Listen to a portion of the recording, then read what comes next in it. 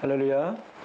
지난주 말씀은 광풍을 만났는데 예수님이 주무시고 계실 때라는 말씀으로 전했습니다. 오늘은 같은 본문의 말씀을 가지고 광풍이 불기 전에는 알 수 없는 것들에 대해서 나누도록 하겠습니다. 지금 보고 있는 사진이 갈릴리 호수 사진입니다. 갈릴리 호수는 길이가 21km에 가장 넓은 폭은 12km입니다. 가장 깊은 곳의 수심은 43m 정도 된다고 합니다. 민물 호수로서는 사해 다음으로 세계에서 가장 낮은 곳에 위치한 호수입니다. 해수면이 210m나 됩니다. 호수치고는 대단히 큰 호수이기 때문에 사람들은 바다라고 불렀습니다.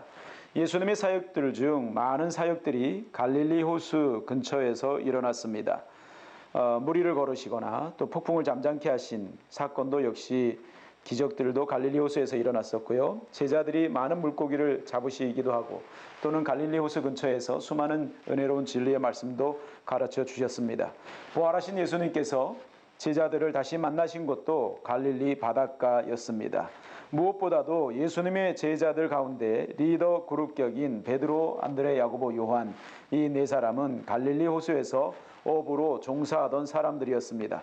예수님의 제자들 가운데 직업이 알려진 사람들과 추측 가능한 사람들까지 포함하면 어부는 6명입니다. 또 한 명은 세리였고 또 한 명은 열심당원입니다. 나머지 4명에 대한 직업은 알 수가 없습니다.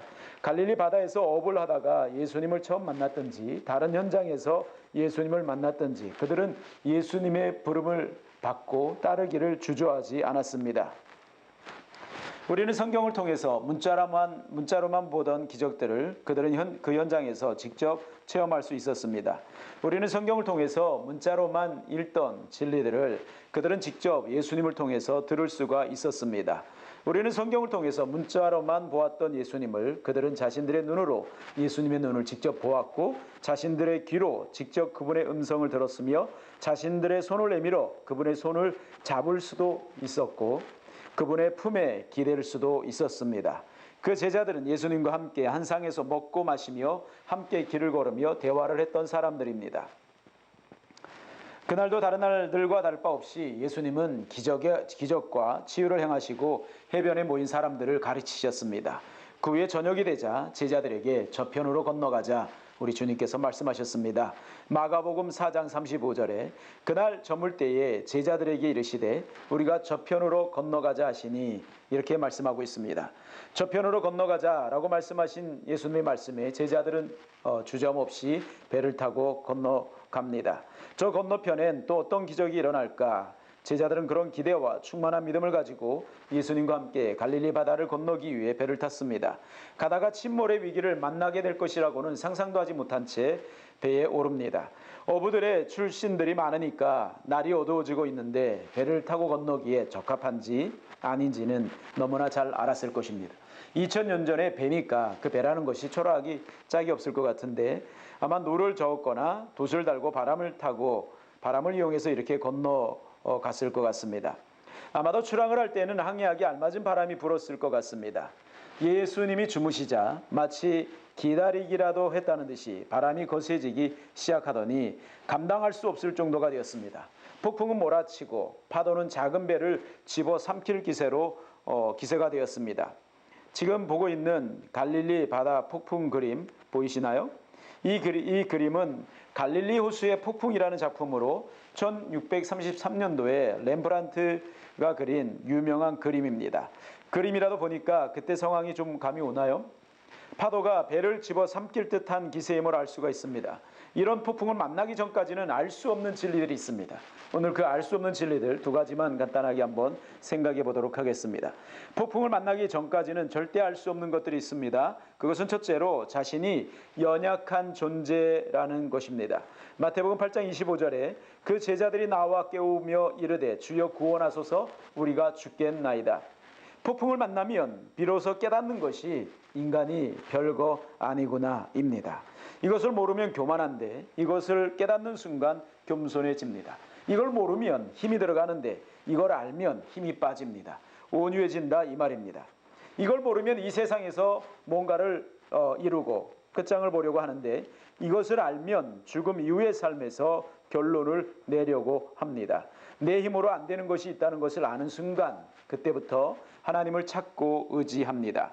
아직도 하나님을 찾지도 않고 의지하지도 않는다면 아직도 자신이 연약한 존재인지를 모른다는 것입니다. 말로는 연약하다고 고백할 수 있지만 실제 마음속 깊은 곳에서는 그렇게 느끼지 않는 것입니다. 폭풍을 만나기 전까지는 자신의 힘으로 모든 것을 다 할 수 있다고 생각합니다. 건강의 폭풍, 재정의 폭풍, 관계의 폭풍, 감정의 폭풍이 불어와도 주님 찾지 않고 자신의 힘으로 해결해 보려고 한다면 자신이 연약한 존재라는 것을 모르고 있다는 말입니다. 기억하십시오.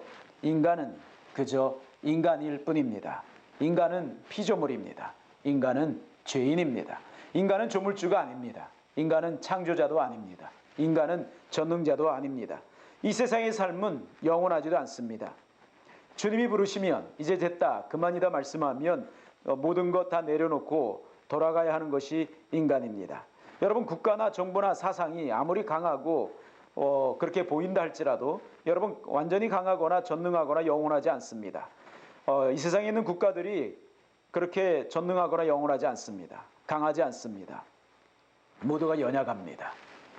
눈에 보이지 않는 미세한 바이러스로 인해 전 지구적인 전염병이 확산되고 그렇게 수많은 사람들이 죽어가는 것을 보면서 어떤 생각을 하시나요? 인간은 연약사계에 쌓여진 연약 덩어리에 불과합니다. 히브리서 5장 1절에서 2절에 보면 이 대제사장을 세우는 데 있어서 세우는 이유에 대해서 이렇게 이야기하는데, 대제사장마다 사람 가운데서 택한 자이므로 하나님께 속한 일에 사람을 위하여 예물과 속지 않은 제사를 드리게 하나니 그가 무식하고 미혹된 자를 능히 용납할 수 있는 것은 자기도 연약에 휩싸여 있음이라. 영어 성경으로 2절 끝부분을 보면 subject to weakness 이렇게 돼 있습니다. 뜻을 찾아보니까 여러 가지 뜻이 있는데 문맥상 제일 마음에 와닿는 해석은 이것이었습니다. 연약의 지배하에 있다.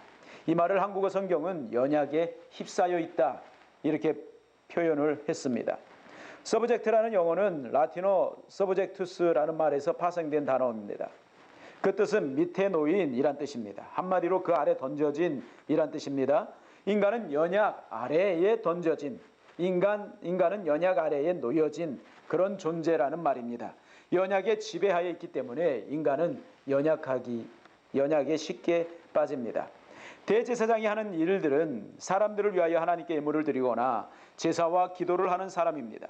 그러려면 그가 사람에 대한 이해심이나 긍휼함이 깊어야 합니다. 그 인간에 대한 이해심이나 긍휼함이 없다면 다른 사람 대신 하나님께 나아가 죄를 속하거나 죄를 속하는 제사를 드리거나 또는 기도를 하는 이런 역할들을 제대로 감당하지 못할 것입니다. 오히려 판단을 하고 정죄를 하게 될 것입니다. 그것은 제사장의 역할이 아닙니다. 제사장이 무지하고 미혹된 사람들을 용납하고 하나님께 긍휼을 구할 수 있는 것은 자신도 연약한 존재라는 것을 알기 때문이라고 말씀하고 있는 것입니다. 그러기에 제사장의 자격 가운데 빼놓을 수 없는 것은 바로 그런 인간들에 대한 이해심과 그런 인간들을 향한 긍휼함입니다. 우리나라 애국가의 첫 파트는 이렇게 시작합니다. 동해물과 백두산이 마르고 닳도록 하느님이 보호하사 우리나라 만세. 하느님이라는 칭호를 하나님으로 바꾸면 좋겠습니다. 하느님이라고 하면 하늘에 있는 어떤 존재를 말하는 것인지 굉장히 모호합니다. 그러나 하나님이라고 하면 오직 한 분, 유일한 그분을 말하는 것이기 때문에 하나님이라는 이름으로 고치는 것이 합당하다 생각되어집니다. 이 부분에 대해서는 기회가 있으면 다음번에 한번 다루도록 하고요. 이야기하고 싶은 것은 그 다음에 나오는 단어입니다. 보호하사라는 말입니다. 보호하사, 동해물이 마르고 백두산이 닳도록 하나님이 보호하사. 이 보호하사라는 말은 보호와 도움이라는 말입니다. 노래만 그렇게 하는 것이 아니라 실제 그렇게 하나님을 의지하고 살아야 합니다.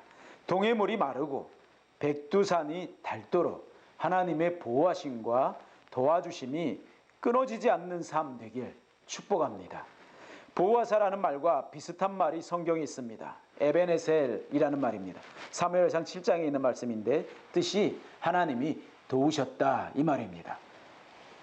연약한 인간은 하나님의 보호와 도움 없이는 한 발자국도 한 호흡도 할 수 없음을 절감하고 항상 하나님의 은혜를 겸손히 의지하며 나가야 하겠습니다. 폭풍 속에서 제자들이 있는 힘과 경험을 다 동원해서 배를 저어 배에 노를 저어 항해를 하려고 하지만 그 순간 그들 마음속에 깨달음이 온 것이 있었습니다. 아, 우리에게는 예수님이 계시지.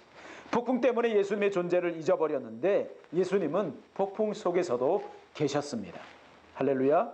그리고 그분에게 도움을 구했습니다. 그리고 그분은 도와주셨습니다. 혹시 예수님을 잊고 계신 것 아닌가요? 여러분, 우리에게는 보혜사가 계십니다. 여러분, 보호하러 오신 분이 보혜사이십니다. 예수님도 보혜사신데 성령님도 보혜사이십니다. 요한복음 14장 16절에 보면 내가 아버지께 구하겠으니 그가 또 다른 보혜사를 너희에게 주사 영원토록 너희와 함께 있게 하시리니 라고 말씀하십니다. 또 다른 보혜사. 예수님도 보혜사신데 또 다른 보혜사를 주시겠다. 여러분, 보혜사라는 말은 헬라어로 파라클레토스입니다. 파라는 곁에라는 뜻이고 클레토스는 부르다입니다. 곁으로 부름받은 분, 이런 뜻이 이 보혜사라는 뜻입니다. 우리를 도와주시기 위해 곁으로 부름받은 분이 성령님이십니다. 그러므로 예수님을 믿는 모든 분들에게 예수님의 영이신 성령님이 함께 하심을 믿고 그분의 도움을 구해보시기 바랍니다. 동해물이 마르고 백두산이 닳도록 우리를 보호하시기 위해 보혜사 성령님이 이미 예수님을 믿는 여러분들의 마음에 와 계십니다. 그분이 도와주십니다. 성령님은 도와주시기로 오신 분이기 때문에 도움을 청하면 도와주십니다. 성령님의 도움이 필요 없을 정도로 완벽하거나 강한 사람은 없습니다. 인간은 연약하기 때문에 도와주시기 위해 성령께서 오셨습니다. 그 성령님을 의지하며 나가시길 바라겠고요. 폭풍을 만나기 전까지는 절대 할 수 없는 것 두 번째가 있습니다. 그 두 번째는 자신이 믿음이 없어도 너무 없다는 것입니다. 이 폭풍이 오기 전에는 절대 알 수 없는 것입니다. 마태복음 8장 26절에 예수께서 이르시되 어찌하여 무서워하느냐 믿음이 작은 자들아 하시고 곧 일어나사 바람과 바다를 꾸짖으시니 아주 잔잔하게 되거늘. 제가 이 꾸짖다는 단어를 지난주에 좀 연습을 많이 했습니다. 오늘 제대로 한 것 같은데, 여러분, 풍랑이 일어나기 전까지는 자신이 믿음이 크다고 생각하거나 충만하다거나 이 정도면 괜찮겠지라고 은근히 생각할 수 있습니다. 이 정도면 천국 가겠지. 이 정도면 나 지금 잘 믿고 있어. 이렇게 생각하고는 믿음의 점검이나 성장을 위해 아무것도 하지 않을 수 있습니다. 그러나 풍랑 앞에 서면 자신의 믿음이 얼마나 부족한지 알게 됩니다. 건강도, 재정도, 관계도, 전염병 또는 사랑하는 이의 생명도 잃어보면, 귀하게 여겼던 그 어떤 것을 잃어보면 그때서야 그 사람의 믿음의 정도를 알 수 있습니다. 그리고는 이렇게 고백하게 될 것입니다. 내가 믿음이 없어도 어떻게 그렇게 없는지. 저 오늘 말씀 준비를 하면서 이런 생각을 해봤습니다. 예수님을 믿는 사람들에게 가장 필요한 것이 있다. 예수님을 믿는 사람들에게 가장 필요한 것은 아이러니하게도 믿음이다. 예수님을 믿는 사람들에게 가장 필요한 것은 아이러니하게도 믿음이다. 제자들이 직접 예수님의 부름을 받고 직접 예수님에게 가르침을 받고 그분의 눈을 직접 보고 그분의 음성을 직접 듣고 그분의 행하신 기적들을 그 옆에서 보았습니다. 믿음이 충만해졌지요? 아니, 충만한 것처럼 보일 뿐이었습니다. 저라도 그런 상태에 있으면 믿음이 충만하게 보여질 듯합니다. 베드로 같은 경우는 충만한 믿음이 얼마나 충만했든지 주를 위해서는 감옥에도 죽는 자리에도 함께 가겠습니다라고 고백했습니다. 자신의 믿음의 상태를 잘 모르거나 인간 이해가 부족해서 나온 고백입니다. 폭풍 속에서 드린 고백이 아닙니다. 잘 될 때 드린 고백입니다. 폭풍을 만나면 상황은 달라집니다. 흔히 성도들이 하나님께 딜하는 고백이 있습니다. 하나님께서 내게 이렇게 축복해 주시면 내가 이렇게 하겠습니다 라는 것인데 그것이 쉽지 않습니다. 많은 사람들이 로또맥스나 이런 복권을 사가지고 하나님과 딜하죠. 하나님 이거 당첨되게 해주시면 우리 하인교회 짓겠습니다. 뭐 이런 사람 있지 않나요? 하나님 이렇게 해주시면 이렇게 하겠습니다. 그런데 여러분, 그것이 쉽지 않습니다. 예수님이 빌라도 법정에 잡혀서 신문을 당하실 때 베드로가 몰래 따라 들어가서 상황을 보다가 한 여종에게 예수님의 제자됨이 들키게 됩니다. 폭풍이 일어난 것이지요. 한 여종의 물음에 3번이나 자신은 예수님의 제자가 아니라고 부인하고 도망을 칩니다. 3번이나요. 그 부인하던 숫자도 주님이 먼저 알려주셨습니다. 닭이 2번 울기 전에 너 3번 나를 부인할 거야. 너가 살겠다고. 그래도 주님의 말씀 앞에 베드로는 아닙니다. 난 절대 주님 부인하지 않습니다. 옥에도 죽는 자리에도 갑니다. 나는. 그리고 다른 제자들도 동일하게 그렇게 고백을 했습니다. 그런데 여러분 그런 생각해봐요. 그때 그 고백은 진심이었을까 거짓이었을까? 그런데 여러분 그때 그 고백은 진심이었다고 생각되어집니다. 거짓이 아니었습니다. 예수 납히니까 따르겠다고 하고 나중에는 부인해야지 계산하고 말한 것이 아닙니다. 진심으로 말한 것입니다. 진심으로 예수님 따르겠다고 말한 것입니다. 예수님 위해서 죽는 자리에도 가겠다고 고백한 것입니다. 그런데 여러분 폭풍 속에서도 부인한 것도 진심이라는 것 아세요? 그것이 인간입니다. 일단 살아야 하니까 어떻게든 살아남아야 하니까 현실과 타협하는 것입니다. 은혜 받을 때는 복음 위에 죽을 수 있습니다. 그러나 여러분 시험이 오고 고난이 오면 상황이 달라집니다. 감옥에도 죽는 자리에도 함께 하겠습니다라고 고백하던 베드로의 고백이 우리들의 모습일까요? 아니면 상황에 따라 부인하고 도망치는 베드로의 모습이 우리들의 모습일까요? 그 두 모습이 우리들 안에 다 있습니다. 어느 분은 아니야 무슨 소리 난 절대 배신 안 해 라고 하겠지요. 옥에도 죽는 자리에도 나는 갈 거야 그렇게 고백하시는 분들이 있을 텐데 아직 자신을 잘 모르는 사람들이기 때문에 그렇습니다. 하나님께 이렇게 고백하면 어떨까요? 주님 저는 감옥에도 죽는 자리에도 주님과 함께하고 싶습니다. 주를 위한 고생이 하나님 나라의 영광이 되는 줄 믿습니다.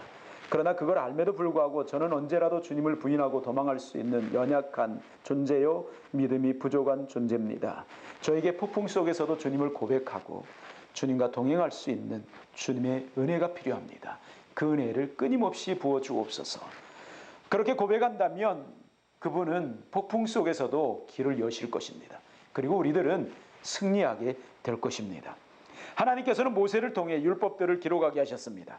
그리고 많은 절기들을 세워주셨습니다. 그 이유는 후대의 사람들이 믿음에서 떨어질 것을 아시고 그것을 방지하기 위해 기록하라고 하신 것입니다.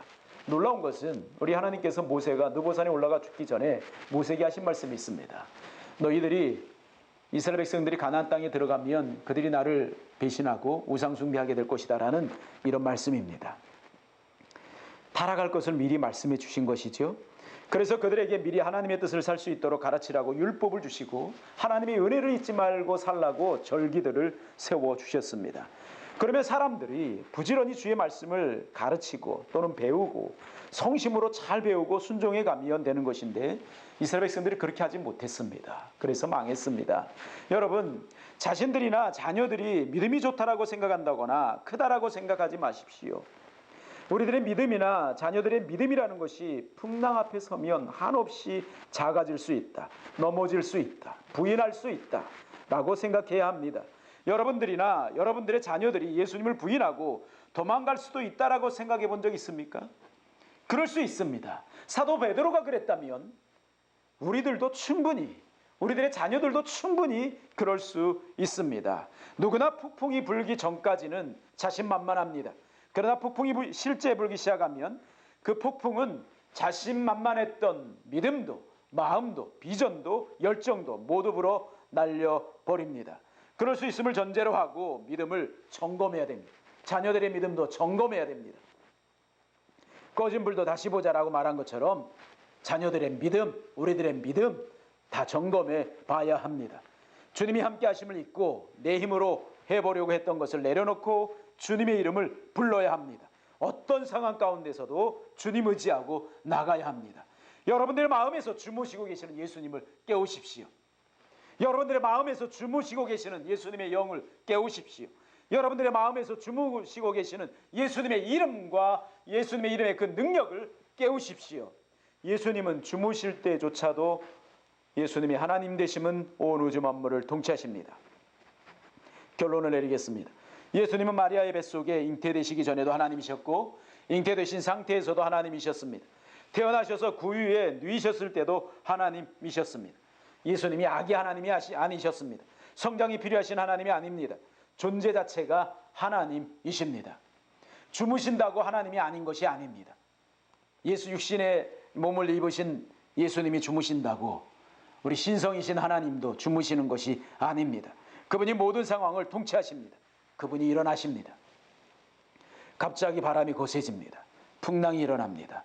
물결이 배에까지 들어오는 상황입니다. 제자들이 당황합니다. 어부 출신이 아닌 제자들은 아마도 더 놀랐을 것 같습니다. 그런 물결이나 상황을 보고 놀라 비명을 질렀을 것입니다.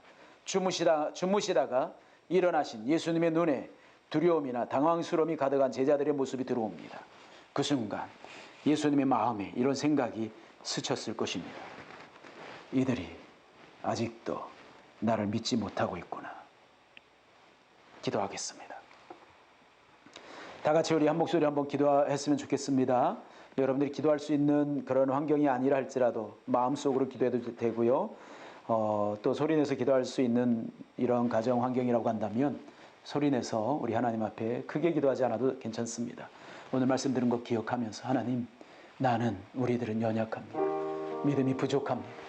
하나님, 폭풍 속에서 언제든지 나는 넘어질 수 있고 타협할 수 있고 도망칠 수 있고 부인할 수 있는 그런 존재입니다. 하나님 불쌍히 여겨주시고 은혜 위에 은혜를 더해 주셔서 하나님, 우리 자녀들도 언제든지 주님을 부인할 수 있는, 배반할 수 있는 그런 자녀들입니다.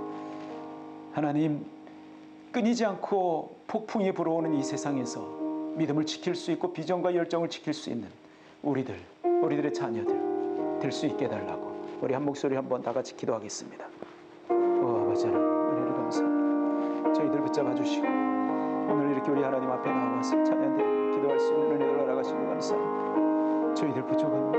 내가 부족합니다. 나는 언제든지 주님을 부인하고 나는 언제든지 주님을 부인하고 도망칠 수밖에 없고 나는 언제든지 타협할 수밖에 없는 그런 연약한 존재임을 고백하며 하나님 앞에 기도합니다. 주의 보혈로 나를 씻어주시고 성령으로 감동해 주옵소서. 내 안에서 주무시고 계신 예수님 깨어나시고 우리 공동체에서 주무시고 계신 예수님 깨어나시고 우리 성도들 가정에서 주무시고 계시는 예수님 깨어나시고 우리 성령님 운행하여 주시고 새롭게 해주옵소서. 온전히 변화되게 하시고 온전히 주만을 바라며 주만을 잡아 나갈 수 있도록 하나님이 축복하여 주옵소서. 성령님 온전히 주관하소서.